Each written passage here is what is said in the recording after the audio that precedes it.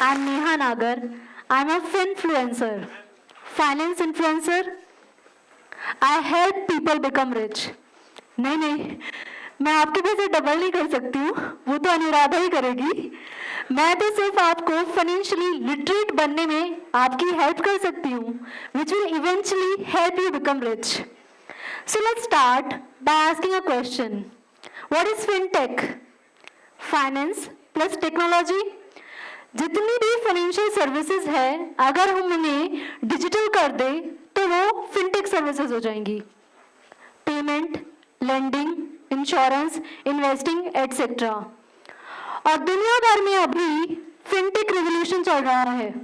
अब आए दिन कोई नई कंपनी या कोई नई एड देखते होंगे जो आपको बोल रही है क्रिप्टो ले लो, स्टॉक्स ले लो, लोन ले लो, बाय नाउ पे लेटर। नो, आपने शायद नोटिस भी किया होगा कि आईपीएल में जितने भी स्पॉन्सर थे उसमें मेजॉरिटी स्पॉन्सर्स कौन से थे? फिनटेक। सो ये रिवॉल्यूशन कैसे चल रहा है, और स्पेशली इंडिया में? इंडिया वर्ल्ड में third largest fintech startup ecosystem है। सो इंडिया फिनटेक रिवॉल्यूशन में इतने आगे कैसे आया? तो इसकी शुरुआत हुई 2016 में, जब डीमोनेटाइजेशन हो गया तो हम मजबूर हो गए डिजिटल ट्रांजैक्शंस करने में। उसके बाद यूपीआई आया। यूपीआई इंडिया का अभी तक का सबसे बड़ा फिनटेक इनोवेशन है। पहले जो हम डिजिटल ट्रांजैक्शंस कर रहे थे उनमें टाइम लगता था, चार्जेस लगते थे, और उसमें डर भी होता था कि हमारे पैसे गुम ना जाए, सही पहुंचेंगे कि नहीं पहुंचेंगे। बट यूपीआई के थ्रू आप one ID to another ID easily money transfer कर सकते हो, कहीं से भी किसी को भी। ये इजी है, फास्ट है, चीप है। फिर उसके बाद उसी टाइम पर जियो भी आया, जिसकी वजह से हमारे हाथ में इंटरनेट और स्मार्टफोन आ गए। उसके बाद फिर 2020 में पेंडेमिक हो गया, जहां हम पढ़ाई लिखाई से लेकर शॉपिंग हर चीज ऑनलाइन करने लग गए। और अगर मैं कुछ डेटा की बात करूं तो 2011 में ऑन एन एवरेज पर पर्सन 6 डिजिटल ट्रांजैक्शन हुआ करती थी, और अब शायद हम 6 तो एक दिन में या एक हफ्ते में कर लेते हैं। नो। सो ये जो फिनटेक रिवॉल्यूशन हो रहा है, इसमें मैं कहाँ हूँ, मेरी क्या कहानी है इसमें, और मैं फिन इन्फ्लुएंसर कैसे बनी? So let's start from the beginning. Hello everyone, I am Neha नागर। मैं पैदा हुई थी कचेड़ा विलेज में, जो उत्तर प्रदेश में है, और मैं financially not so strong family से हूँ, और इसी वजह से मेरी एजुकेशन भी सही नहीं हुई। पहली कुछ क्लासेस फर्स्ट सेकंड मैंने अपने जो गांव के स्कूल होते हैं रिलेटिव्स के, वहाँ से की। फिर फर्स्ट सेकंड मैंने दोबारा से गवर्नमेंट स्कूल से की, और फिर मेरे पेरेंट्स ने मुझे third fourth fifth class skip करा दी। तो क्लासेस स्किप करने के बाद मेरा बेस कमज़ोर हो गया, और 6th क्लास फिर भी मैंने जैसे तैसे पास कर ली, लेकिन वो हिंदी मीडियम था। बट 6th क्लास के बाद मेरे पेरेंट्स ने सोचा कि अब काम की तलाश में शहर चलते हैं, और मैं हिंदी मीडियम से इंग्लिश मीडियम में आ गई। मैं शहर से गांव में आ गई, लेकिन ये जो ट्रांसफ़र था ये मैं कोप अप नहीं कर पाई, और इसकी वजह से मैं पहले ही इंट्रोवर्ट थी और भी इंट्रोवर्ट बन गई। तो जब मैं यहाँ आई गाजियाबाद में, तो काफ़ी बच्चे मेरा मजाक उड़ाने लगे, स्पेशली मेरी लैंग्वेज का, मेरे लुक्स को लेकर मुझे बुली करने लग गए कि मेरा फेस ऐसा है, मैं हड्डी हूँ। जो भी बुली करते हैं, आप सब करते होंगे किसी ना किसी को। सो वो जो उस वक्त आपने बोला मुझे, वो मेरे दिमाग में अभी तक है, और मैं आपसे कहना चाहती हूँ कि आप इतने सच्चे मत बनो। कोई मोटा है उसे पता है वो मोटा है, कोई पतला है उसे पता है वो पतला है। सो प्लीज इतने सच्चे मत बनो और चुप रहो। किसी को अगर आप मोटिवेट नहीं कर सकते तो प्लीज डिमोटिवेट मत करो, क्योंकि आपके एक एक वर्ड जो आपने मुझे बोले हैं मुझे आज तक याद है। आई एम श्योर जितने बच्चे होंगे उन सबको याद होंगे, और वो बहुत फाइट करते हैं अपने आप से रोज अपना कॉन्फिडेंस बिल्ड करने के लिए कि नहीं कोई बात नहीं, मैं इंप्रूव करूंगी। सो 7th क्लास में फिर मैं फेल भी हो गई, एंड देन मैंने सोचा if not academics, if not looks, if not talent, then what? फिर मेरे लिए क्या है? एंड आई एम श्योर आप में से काफ़ी लोग ऐसा सोचते होंगे। अपने आप को आप डिमोटिवेट करते होंगे कि मैं इसमें अच्छा नहीं हूँ, उसमें भी अच्छा नहीं हूँ। सो मैं सोचा करती थी कि if not academics, if not looks, if not talent, then what. But ये मुझे समझ नहीं आ रहा था कि क्या। बट इतना पता था कि मुझे क्या नहीं करना, मुझे डिपेंडेंट नहीं होना जैसे मेरी फैमिली की बाकी वुमेन थी। मुझे इंडिपेंडेंट बनना था, अपने लिए कुछ करना था, अपनी फैमिली के लिए, अपनी बहन के लिए कुछ करना था मुझे। जैसे तैसे मैंने 12th पास की, एंड 12th के बाद मुझे लगा कि यार ये टर्निंग पॉइंट हो सकता है, अब कुछ बड़ा करते हैं। एंड कॉमर्स वाले बच्चों के लिए बड़ा क्या होता है? चार्टर्ड अकाउंटेंसी का कोर्स। तो मैंने वो परस्यू किया और मैंने प्रिपरेशन वगैरह की, एंड गेस व्हाट, मेरे कुछ लेवल्स क्लियर हो गए। एंड आई वाज लाइक, हाँ मेरे क्लियर हो गए, मैं कर सकती हूँ, वाओ। सो वहाँ से थोड़ा कॉन्फिडेंस गेन होने लगा। 1 साल बीत गया, मैं प्रिपरेशन कर रही थी नेक्स्ट एग्जाम की, और जो फिर नेक्स्ट लेवल से वो मेरे क्लियर नहीं हुए। मैंने 3 साल लगाए, क्लियर ही नहीं हुए, बार बार फेल फेल फेल फेल। और जब आप फेल हो जाते हो ना, तो आपकी सोसाइटी, आपकी फैमिली आपको इग्नोर करना स्टार्ट कर देती है। फैमिली डिस्कशंस में आपको इन्वॉल्व नहीं करती है, ये क्या ही करेगी यार, शादी करा देंगे, दैट्स इट। बट क्या डर था मेरा? शादी, मुझे डिपेंडेंट नहीं होना है। तो वो डर मेरा मोटिवेशन बन गया। मैं फिर रोज पूछती थी, if not looks, if not academics, if not talent, then what. फिर मैंने कहा कि नहीं नेहा यार, बड़ा तो नहीं कर पाऊंगी, तो बड़ा नहीं तो चलो छोटे छोटे स्टार्ट करते हैं। तो मैंने बेबी स्टेप्स लिए। मैंने कहा अब मुझे क्या करना है, 3 साल मैंने यहाँ लगा दिए, मैंने सीए फर्म में काम भी किया, मैंने पढ़ाई भी की, और मुझे लगता था मुझे सब आता है बस एग्जाम क्लियर नहीं हो रहे थे। मैंने कहा चलो छोटे स्टेप्स लेते हैं। तो मैंने फिर बीपीओ में जॉब किया 1 साल। वहाँ मुझे थोड़ा बहुत बात करना आ गया, और वहाँ से मैंने पैसे भी कमाए। तो वो पैसे कमाए मैंने, और जब आप पैसे कमाते हो ना, वो आपके लिए ना सबसे बड़ा मोटिवेशन होता है। कितनी आप स्पीच सुन लो, कुछ भी कर लो, लेकिन जब आपके हाथ में आपकी पहली कमाई होगी ना, आपको लगेगा कि यार हाँ, हम भी कुछ कैपेबल है। देन मैंने कहा कि यार अब नेक्स्ट स्टेप क्या होगा। मैंने कहा चलो एजुकेशन ही कंटिन्यू रखते हैं, वरना शादी करा दी जाएगी। तो शादी से बचने के लिए और एजुकेशन कंटिन्यू करने के लिए मैंने एमबीए करने का सोचा, और वो भी एक डिसेंट कॉलेज से। अब मैंने 1 साल फिर अपने पेरेंट्स को कन्विंस किया, प्लीज़ मुझे एमबीए करने दो, प्लीज़ मुझे एमबीए करने दो। एंड दे आर लाइक कि 18+ हो गया, शादी हो जाएगी अब तो।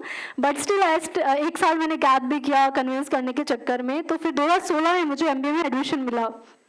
अब मुझे लगा नेहा नागर, ये जो 2 साल है एमबीए के, यही तेरे लिए सब कुछ है, फिर तो शादी होनी ही है, एंड द एंड, ऐसा मैं सोचा करती थी।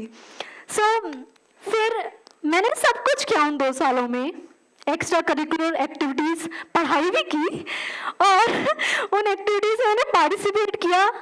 और मुझे पता था मैं अच्छी नहीं हूँ, मैंने डांस शोज, फैशन शोज, सब में पार्टिसिपेट किया। और मुझे याद है मैंने एक डांस शो में पार्टिसिपेट किया था, और मैं यहाँ डांस कर रही थी, और टीचर्स मेरे सामने ऐसे बैठ के हंस रहे थे, स्टूडेंट्स मेरे ऊपर हंस रहे थे। एंड आई वाज लाइक, नहीं यार, मैं तुम्हारे लिए ना कर रही हूँ, ये मैं अपने लिए कर रही हूँ, अपने कॉन्फिडेंस के लिए कर रही हूँ। हंसो तुम, हंसो, कोई बात नहीं।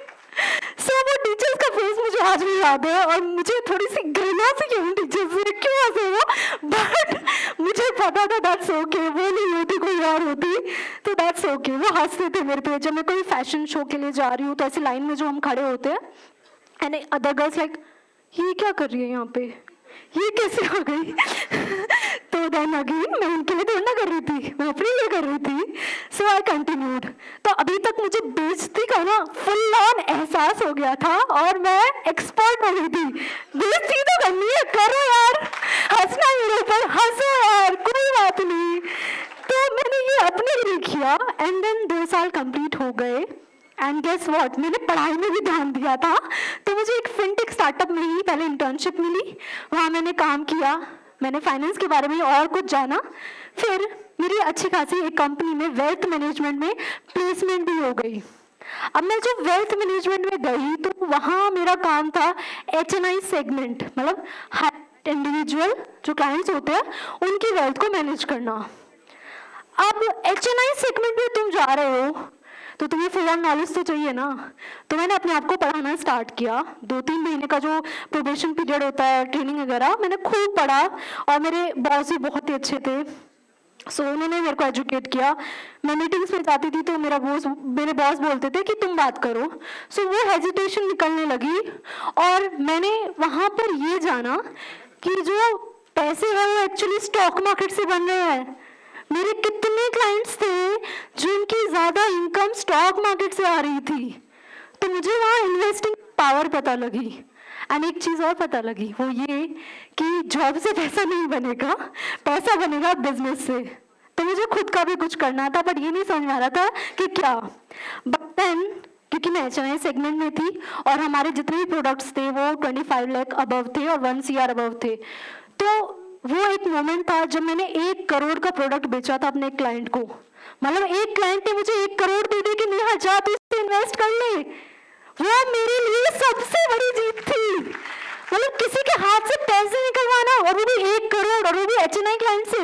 आई वाज लाइक हाँ ये मैंने किया, वाह। और इसका मुझे अच्छा कमीशन नहीं मिला था। तो जब पैसा आता है ना मोटिवेशन ही आ जाती है। तो उस वक्त मुझे मोटिवेशन मिल गई और फिर मुझे लगा कि यार सारे जो क्लाइंट्स हैं वो बिजनेस कर रहे हैं, अच्छी इनकम वहीं से, तो मैं भी कुछ करती हूँ। एंड यही टाइम है, क्योंकि अगर मैं जॉब में फंस गई तो पेरेंट्स हमेशा कहते थे कि अगर तुम प्राइवेट जॉब कर रहे हो तो शायद शादी के बाद तुम्हें कोई काम नहीं करवाएगा। एंड गवर्नमेंट जॉब की मेरी औकात नहीं थी। सो आई थॉट कि कुछ ऑनलाइन कर लेते हैं, बिजनेस स्टार्ट कर लेते हैं। तो क्योंकि मैंने 3 साल CA की प्रैक्टिस की थी, CA फर्म के अंडर, ITR GST ये सब मुझे आता था। तो मैंने कहा चलो टैक्स फर्म स्टार्ट करते हैं। मैंने डिजिटल ऑनलाइन वेबसाइट बनाई, एड्स रन करी और मेरे पास क्लाइंट्स आने स्टार्ट हो गए। तो कुछ महीने में ठीक ठाक सब कुछ चलने लगा। देन गेस व्हाट, कोरोना जी आ गए और लॉकडाउन लग गया। एंड देन अगेन मुझे डर था कि भाई अब तो एकदम MBA भी खत्म हो गई, जॉब भी खत्म हो गई, अब तो पक्का शादी होने वाली है। तो मैंने कहा नहीं, कुछ तो होगा। So I started scrolling and what I realised कि सोशल मीडिया पर, स्पेशली जो सबका फेमस सोशल मीडिया प्लेटफॉर्म था एक, वहाँ पर 99% जो कंटेंट था वो क्या था, एंटरटेनमेंट। सो आई थॉट कि यार एजुकेशन में भी था बट फाइनेंस में कोई भी नहीं था। मैंने कहा यहाँ टैप कर सकते हैं। सो आई स्टार्टेड मेकिंग वीडियोस, थोड़ा ITR GST जो अपना काम का था वो भी बनाई और थोड़ा बहुत मेरी ऑडियंस के काम का भी इन्वेस्टिंग के रिगार्डिंग में मैंने बनाया। And guess what, within just 2 to 3 videos मुझे मिलियन व्यूज मिल गए। मैंने कहा है मैं कर सकती हूँ, वाह। सो क्यों मिले मुझे मिलियन व्यूज? क्योंकि दुनिया भर में फिनटेक रेवोल्यूशन चल रहा था। लोग इन्वेस्टिंग की तरफ आ रहे थे, हर महीना 10 लाख डीमेट अकाउंट ओपन हो रहे थे। इंडिया क्रिप्टो में भी नंबर 1 बन गया, क्रिप्टो ओनर्स में। तो भाई साहब फाइनेंशियल लिटरेसी की डिमांड तो है, तो वीडियोस बनाओ, एजुकेट करो और बन जाओ नेहा नागर। So that's how I started. और मैं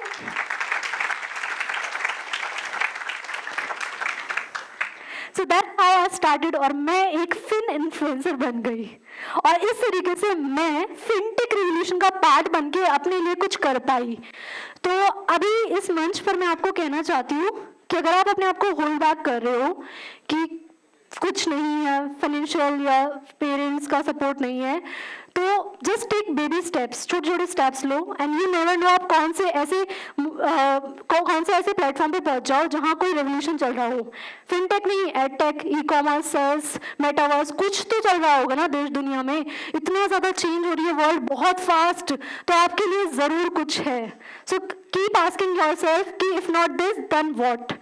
एंड में मैं यही कहना चाहती हूँ, सबसे पहले तो इफ टुडे इस टॉक में आपको मेरे से वैल्यू मिली है तो प्लीज से यस। सो इसके बाद मैं उन 100 फॉलोअर्स को कहना चाहती हूँ कि इतनी शिद्दत से मैंने तुम्हें पाने की कोशिश की है कि हर जर्रे ने मुझे तुमसे मिलाने की साजिश की है। So this is to those 100K followers जो मुझे 1 महीने में मिल गए। उन्होंने मुझे कॉन्फिडेंस दिया और उन्होंने मुझे रियलाइज कराया कि अगर तुम किसी को शिद्दत से चाहोगे ना तो सच में पूरी कायनात मिल जाती है यार तुम्हें मिलाने में। फिनटेक रिवॉल्यूशन हो गया मेरे लिए हुआ हो, ऐसे ही आपके लिए भी छो रहा है देश दुनिया में। Just step out, baby steps लो और करते रहो। Thank you so much.